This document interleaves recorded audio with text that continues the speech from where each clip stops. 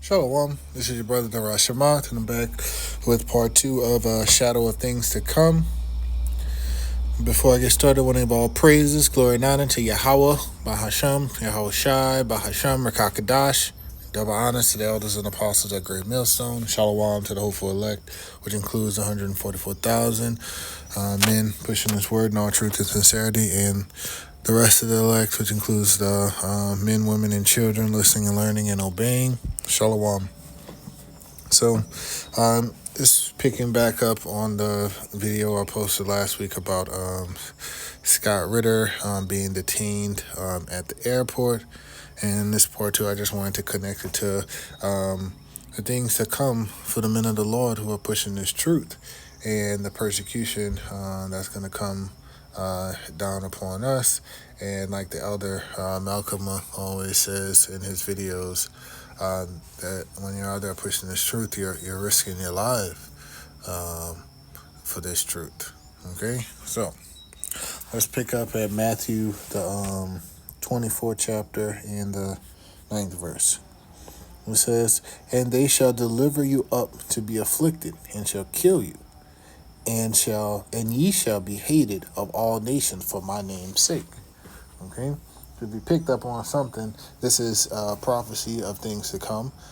So this did happen to the disciples in the past, but there's duality in the scriptures, so this is going to come back. Okay, so this is going to happen to the men of the Lord pushing this truth in this day and time. Okay, and it said for his name's sake. Okay, so that name is important. And what is his name? His name is Yahweh Shai. Okay, that's why we call on Yahweh, the name of the Heavenly Father, Bahashem, in the name of Yahweh Shai, which is the name of the Son. Yahweh means he is or he exists, and Yahweh Shai means he saves or he delivers. Okay? So we call on those names, so we're baptizing you in the name of the Father, the Son, and the Holy Spirit, which is the Rakakadash. Okay? So, which translated directly would be Spirit Holy. So, that name is important. Okay? And so everybody saying the name don't matter, we don't have the name, they don't have the name. But we have the name. The name is Yahweh Bahashem Yahweh Shai. Or either they have the name and they don't want to use the name. Okay? So, we have the name. Alright? Now let's go to Revelations chapter 2 and verse 10. And it says, "Fear none of those things which thou shalt suffer. Behold, the devil," okay, the adversary, talking about Esau Edom, "shall cast some of you into prison, that ye may be tried." Okay, they're trying your faith. Okay, they're trying you. "And ye shall have tribulation 10 days. Be thou faithful unto death. I will give thee a crown of life." Okay, so it's not the time to turn back in this time. Okay, like, you don't want to be the one who turn back and get beat with many stripes. No. Okay? So don't fear those who could kill a body. Fear Yahweh, who could destroy the body and the soul. Okay? He could put you through some work. And you don't want that. Alright? So know what you signed up for. Alright? That's why the elders always say I don't think they understand what they signed up for. You need to understand. Alright? So let's go get this video. Intelligence. Now, former U.S. intelligence officer and RT website contributor Scott Ritter has been removed from a flight in New York by U.S. authorities as he was en route to Russia. Ritter was heading to Istanbul and then to St. Petersburg to attend an economic forum.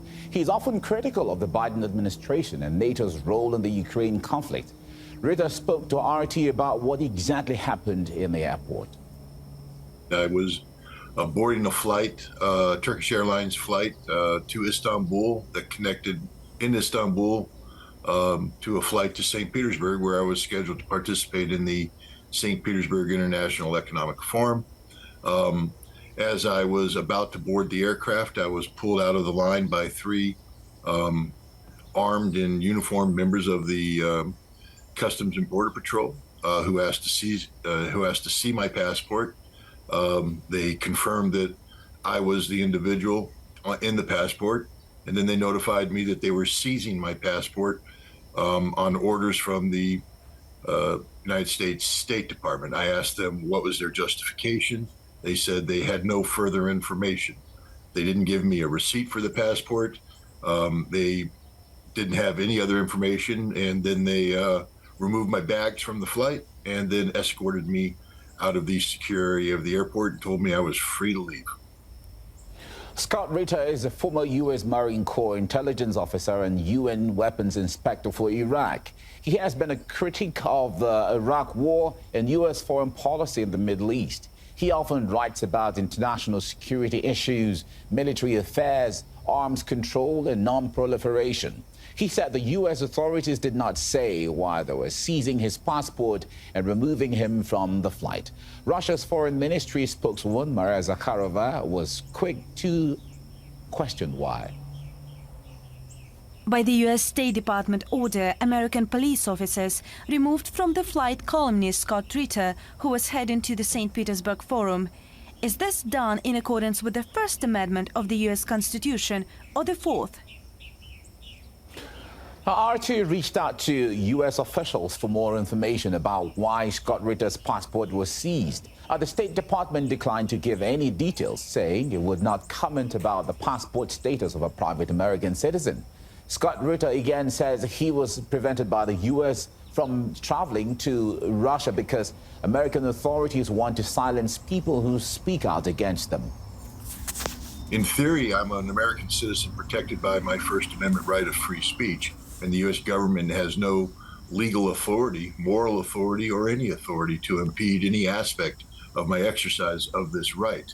If indeed this is what's happened, and the U.S. government is operating in violation of its own constitution. So this was a deliberate. Okay. And so notice they kept speaking about Constitution, about their rights and stuff like that. And they don't understand that these rights are going to be taken away really soon. But we can see that more clearly through the scriptures. We understand that martial law is going to come and they're going to use that to get around the Constitution. And these people, they've never obeyed their own rights. They've never obeyed their own laws anyway. And now Esau himself is being able to see it, like the low-level Edomites are being able to see it, like, wait, what are they doing to us? We're not so-called black people. How can they be doing this stuff to us? You know, like that doesn't happen to us. That happens to other people. Now these nations, they've been knowing that we've been getting treated like this, but they didn't care. But now that it's happening to them, they all up in arms. Okay, so let's go to 2nd Ezra, chapter 15. Let's go to verse 12. And it says, Egypt shall mourn, and the foundation of it shall be smitten with the plague and punishment that Yahweh shall bring upon it. Okay? So there's a lot to come upon Babylon the Great. Okay? They got to get this work. Lots of destruction, lots of tears, lots of mourning, lots of plagues, lots of famine, pestilence to come upon this land in the times to come. They that till the ground shall mourn, for their seed shall fail through the blasting and the hail and with the fearful constellation. Okay, so that's gonna bring about famine. All right, the farmers, they ain't gonna be able to do what they need to do. Okay, the pledge that Yahweh Bashem Yahushai go put upon them is gonna stop them from being able to grow their crops. Verse 14, it says, "Woe unto the world and them that dwell therein." So woe talks about the word destruction. Okay, you can see that when it says two woes have passed and the third woe cometh quickly. It's going into the 3 world wars. In verse 15 it says, "For the sword and their destruction draweth nigh." Speaking of that war that's coming, you know, we hear wars and rumors of war, and people shall stand up to fight against one another and swords in their hand. Now talking about in Babylon the Great, specifically civil war, okay, and you know we still have the world wars too, okay. And there shall be sedition among men, invading one another, okay, and they shall not regard their kings nor princes, and the course of the action shall stand in their power. Okay, that's civil unrest right there. All right, that's freaking civil unrest, civil war. That's world war. You could think about it to be all those things, okay? But this right here is talking about in Egypt. So that's going into civil war. Okay, these are describing the things happening in Babylon the Great. But we also know that during that same time, it's going to be happening all over the world. A man shall desire to go into a city and should not be able. Why? It's a martial law. They'll shut it down. So look how they just told Scott Ritter he can't go into another city. So what you think's gonna happen when that time comes? He couldn't go into Russia. We might not be able to go into the city next door in Babylon. Okay? It said, for because of their pride, the city shall be troubled and houses shall be destroyed, and men shall be afraid. Pride coming before a fall, and Babylon is about to fall. This is June, as Bishop Nate say. Okay, and what they call it Pride Month. Okay. Verse 19, a man shall have no pity upon his neighbor, but shall destroy their houses with the sword and spoil their goods because of the lack of bread and for great tribulation. So that's the things that's coming upon them. Okay, people gonna be hungry, they're gonna be starving. Stick up boys gonna be trying to run up in people's house. Okay.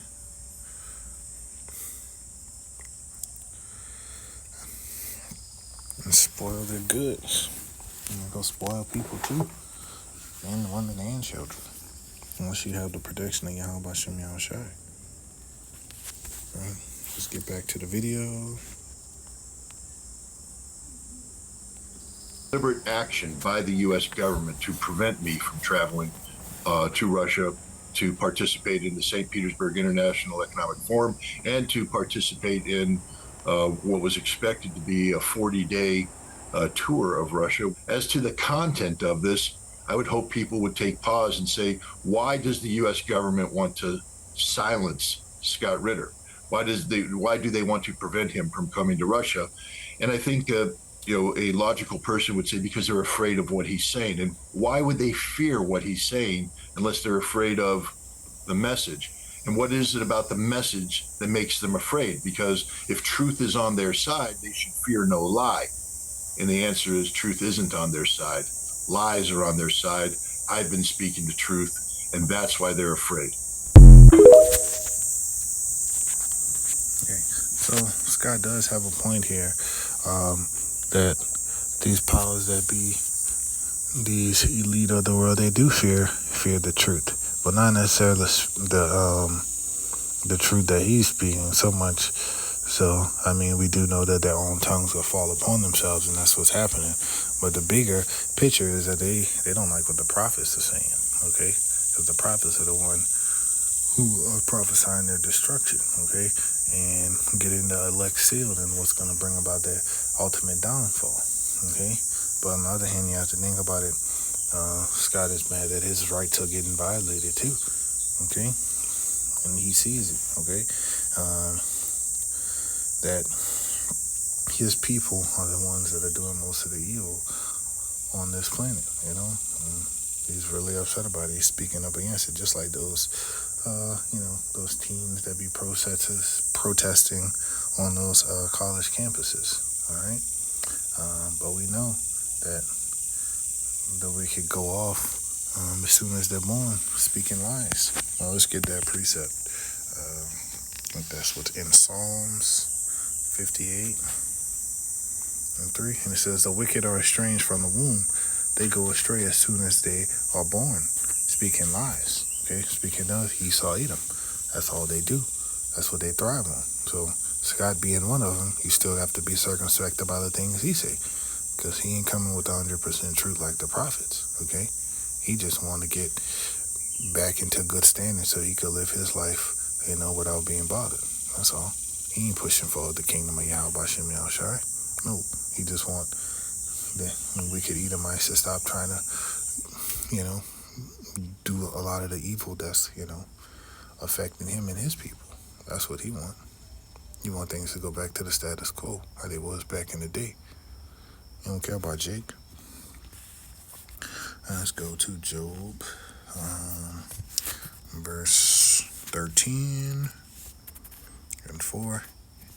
And it says, But ye are forgers of lies. Ye are all physicians of no value. Again, speaking of Esau Edom, that's all they do. That's all they think about is deceit. I mean, they were set up to deceive the nations, and they've done that already. And they're continuing to do that. That's all they do is push lies, okay? They done pushed so many lies and done so much evil that their own descendants and their own people are becoming ashamed of who they are. Look how they're talking about critical race theory and all of this stuff. They don't want their kids coming home feeling bad about the stuff that their ancestors are dead. Because y'all evil, okay? There's no escape, okay? The Edomites are just evil. Now, let's go to the book of Sirach, or Ecclesiasticus, chapter 41, down to verse 7. And it says, the children will complain of ungodly father, because they shall be reproached for their sake. Yeah, the whole world looking down upon y'all Edomites, all right? And children, they're going to be ashamed of their ungodly father. Like, they can't help it. That's prophecy, okay? I'd be ashamed, too, if I was known for traveling the world, rape, murdering, killing, and eating people. What's to be proud of for that? Nothing. Like, they were literally eating people. They were eating mummies, too. That's sad. That's a sad heritage to have. Well, let's go to the book of Habakkuk, chapter 2, and verse 16. And it says, thou art filled with shame for glory. You know, the thing that they used to be all glorified about, oh, we did this, we did that, we the best, blah, blah, blah. Now they're ashamed of it. You know, say, drink thou also, and let thy foreskin be uncovered. He said he gonna make Esau bare. That's what's happening. And the cup of your house right hand shall be turned unto thee. They gonna have to drink that cup that we don't. They got to drink the dregs of it too. And shameful spewing shall be upon thy glory. Hey, they're spewing. Let's look at that word, spewing.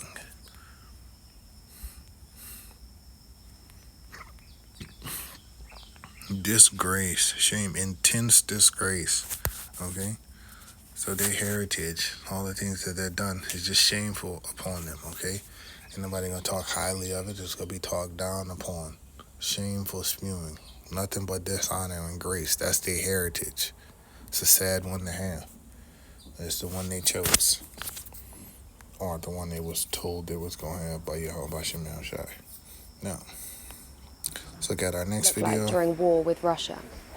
Its 67-page roadmap for life during World War III would see young people conscripted, weather forecasts axed, and subway stations turned into bomb shelters as the country shores up its eastern border with NATO.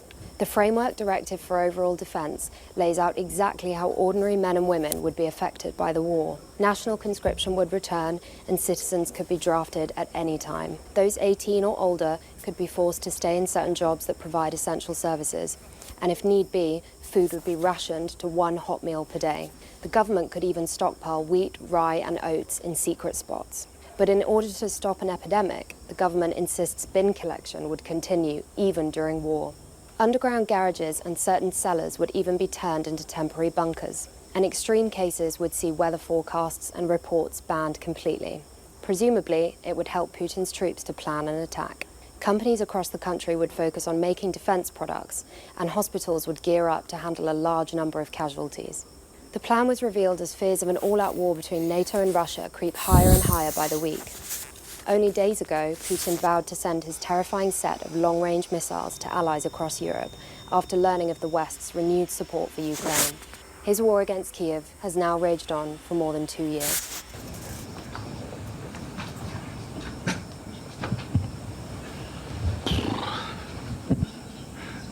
Поставки оружия в зону конфликта – это всегда.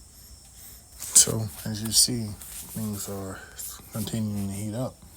Okay? Europe is gearing up to go to war, and they've been there, you know? Germany's just now, like, joining the effort. Britain has also been in that mindset. I believe Switzerland is also preparing themselves. The world is gearing up. Yahweh Shem Yahushua is mustering the host of the battle. Okay? You know, those people over there in the Holy Land, they already in it. He gonna make war with Amalek from generation to generation. All right, you got the Persians, Iran over there. They getting into it with them. And then you got Yemen. All right, and we know we got the Africans starting to kick France out and all these Edomites out of their country, at least the Western Edomites, and they join in forces with Magog. Okay, and North Korea, even South Korea, getting ready. Got China, Taiwan. They already getting ready. The world is getting into it. It's only a matter of time before Babylon the Great, really gets into it, which they already in it because they can't keep at home. So they already in it, but they're not preparing their people. And these other countries are being more smart about it. Babylon, the land of one-walled villages, just think they're safe, which ain't so. Because they go get touched this time around. Now, let's go to 2nd Ezra again. 2nd Ezra chapter 15.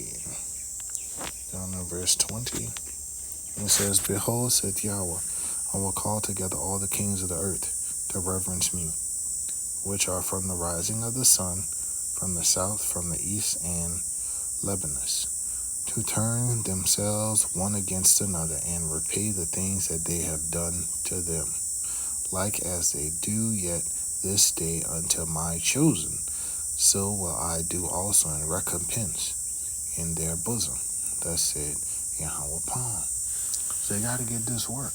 For the controversy of Zion, things that they've done to our people, Yahweh Shem Yahushua going to repay that. Remember, he is jealous for his people.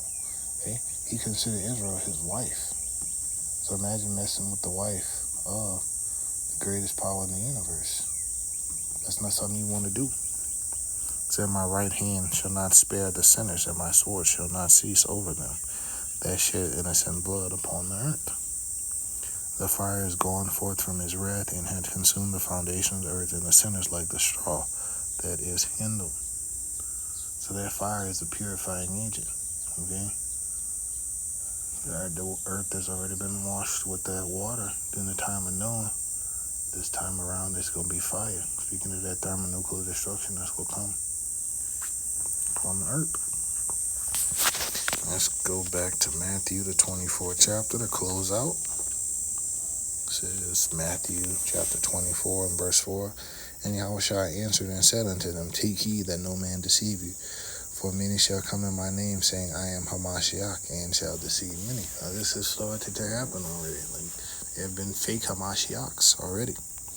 And ye shall hear wars and rumors of war. See that ye are not troubled. For all these things must come to pass, but the end is not yet. And here we are. We're hearing of wars and rumors of war. All right? Every day there's something about the war that's going over there in the Holy Land. Or we're hearing less and less about the war in Ukraine, but it picks up every now and then. And there's always rumors of war. What's going to happen with Taiwan? What could possibly pop off in Africa? What's going to happen if the thing going on in the Holy Land spills over into a regional war? And people are starting to talk about World War III and the end of the world is like a mainstream topic now. Okay? The spirit is really moving throughout the earth. For a nation shall rise against nation, and kingdom against kingdom. And there shall be famines and pestilences and earthquakes in diverse places. All these are the beginnings of sorrows. This is the beginning of sorrows. It's about to be bad. Okay? When Jacob's trouble pops off, 100%, it's going to be a time like there never was before. You're going to see grown men just crying, standing there like a woman in travail. It's going to be bad. I don't even think we can imagine how bad it's going to be. But Yahweh Shem Yahushai, he going to bring his elect through this fire, and they going to come out as gold. So, hope this lesson was edifying. I want to give all praises, glory, and honor to Yahweh, Bahasham, Yahushai, Bahasham, Rakakadash, double honors to the elders and apostles at Great Millstone, and Shalom.